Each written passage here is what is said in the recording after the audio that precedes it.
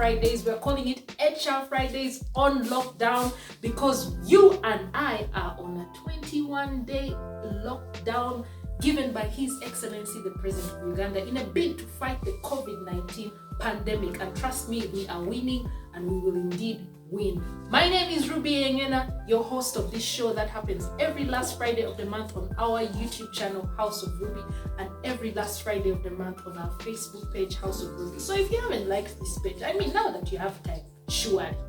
If you haven't subscribed, now that you have time, what are you doing? Just pause this broadcast and go ahead and like, subscribe, and catch all the action that we have for you. Now that you have a lot of time as well, you can actually look at all the videos that we have done for the past 2 years and be amazed at the intelligence that different people have and the different stories that they have to share.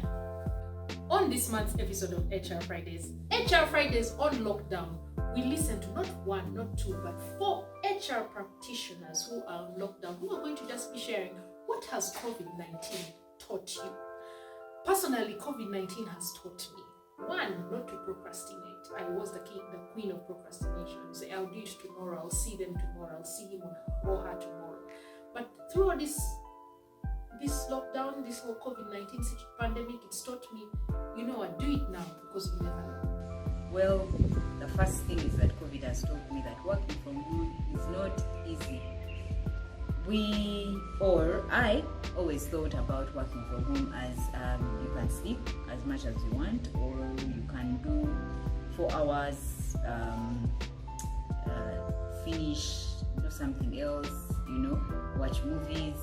Well, that hasn't been the case.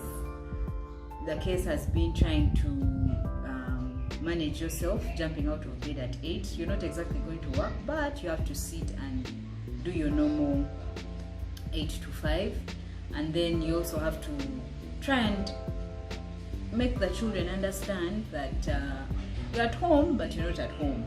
So for example, my 2-year-old who will come and bang at the door calling mommy when I have a conference call. How do you explain to a 2-year-old that I am here but I'm not exactly here? On a professional level, we need to embrace the e-chapter. E-learning, e-branding, e-marketing, e-certification, e-organization learning. Currently, the situation calls for limited movement, limited physical interaction, but we need to keep growing. And one way to do that is embracing and appreciating the e-platform, the different e-platforms that are available. Secondly, virtual open door policy. I want to believe most of us right now are remotely working, but we have teams that we lead and we need to support, we need to be in constant communication with. So the question here is there a virtual open door policy, especially for the HR professionals and other leaders out there with your different teams, irrespective of not being in the same physical space? On a personal level, discipline. To stay healthy right now, me and you need to be disciplined. But now discipline is also cutting across other aspects of life.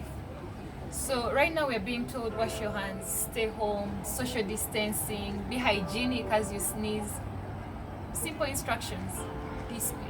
So COVID-19 has been a reminder that I need to be disciplined to actually keep moving forward. Right now we need to be disciplined to stay healthy, but also in other aspects of life we need to be disciplined to actually keep moving forward and see tomorrow what it looks like. Discipline. 1, I have learned that life is a gift and I need to appreciate the gifts that I have been given in this life. I have always in the past taken for granted my family, my friends, my job, even my church, because I always thought these things are going to be there. If I don't do them now, I'll probably catch up later. If I don't hang out with family now, if I don't hang out with friends, if I don't call up a sister, if I don't maybe meet up with someone that I need to meet up with, I'm always thinking I'll do that another time. If I don't go to church, there'll always be next Sunday. But the isolation has taught me that those things are not always going to be there. The Bible tells us iron sharpens iron, but how am I being sharpened as iron in isolation? That means it's important for me to associate with these groups of people if I am going to go.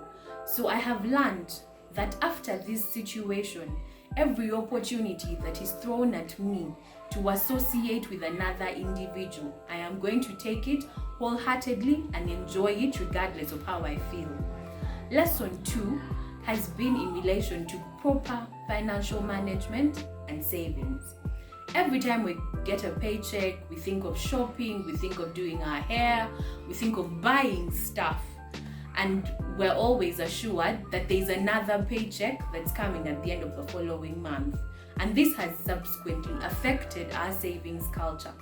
But now, there have been people who have been laid off work because their employer has no idea where he's going to get their next paycheck. So he has had no choice but to lay them off. And these people are now in distress because they have no idea how they're going to fend for their families, where their next meal will come from. And this is simply because we took life for granted.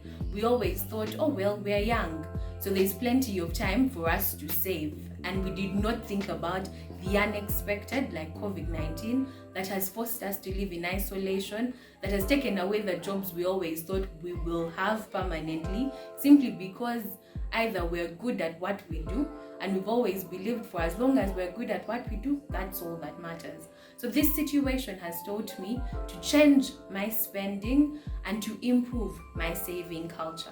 We have seen a lot of disruption in the way that we work, and so organizations have had to find ways to how to work remotely and also get the most out of its staff.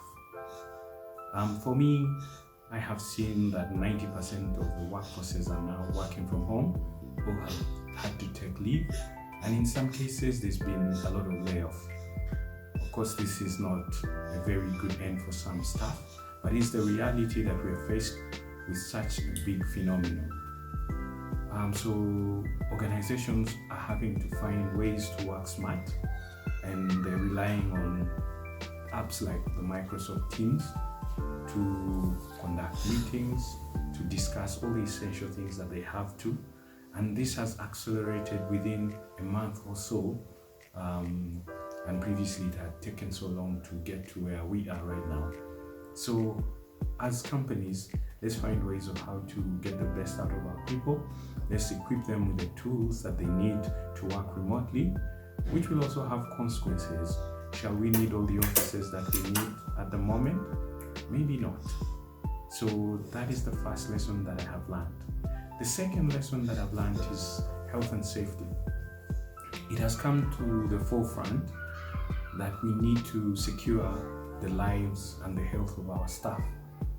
So companies are finding ways on how to, for example, have them insured against COVID-19, and we are having organizations engage with insurance firms, and this has helped a lot in that now the insurance firms have said they will cover COVID-19 related illnesses, which is a good thing because employees are at the forefront of what we do. So health and safety is at the forefront. We're finding ways of how to secure their future and their health as a whole. Thirdly, we are looking at how leadership should be. We are finding ways to lead by example, to be able to cope with all the challenges that are here. Leaders are coming out and they are able to deliver, and they are able to make their staff feel valued, but also reassure them in such a time. So we're seeing companies, really, all these big companies, their MDs, CEOs are coming out and sending out the messages, memos to all the staff. So this is the third lesson, that human beings are very key and important. Before I go, I'd like to leave you with a verse that will encourage you and give you hope that there is more to look forward to after this situation. Philippians 4:6-7 says, "Be anxious for nothing, but in everything by prayer and supplication, with thanksgiving, let your requests be made known to God. And the peace of God, which surpasses all understanding, will guard your hearts and minds through Christ Jesus." So use this time to reflect more on God, to refocus your lives, to reset and rethink your priorities, so that even as we come out of this situation, we do not come out empty-handed, but we come out wiser and better people. Remember, wash your hands, stay home, stay safe, and we will beat this. We need to save for a rainy day. As simple as that. This season, I think no one saw it coming. So it's important to save for a rainy day. Last but not least, scientific weddings work. If you can't take the stress of a hexagon wedding, scientific weddings work. Thank you so much. God bless you. Stay home, stay safe. So with all these changes that are coming, we know that organizations have been impacted already. As I mentioned earlier, there will be a lot of layoffs, there will be a lot of restructuring and hiring as well.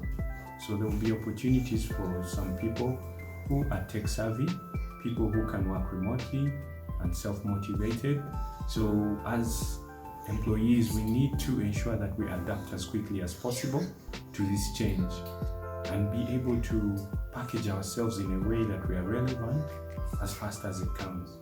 You know, the only thing that is constant is change, and change is here. So as professionals, we need to get our teams ready, we need to be ready ourselves and to deliver, because we don't know how long we shall be working from home, whether it's months, weeks, or a year. So the only thing that we can do is equip ourselves and be ready to move forward. Finally, my final thought is around family. It has provided us enough time to be with our families. For a while, many of us haven't had time off. We've been working long hours, long shifts, but this time is a time for reset. It's time to spend with your families, your loved ones, and know and value the most important things in life. Without a family, without people that you're close to, you cannot deliver at work. So use this opportunity to mind your health, to build stronger ties with your family, and make an impact when we resume. Finally, remember to wash your hands and keep safe. Thank you so much. Let's stay safe.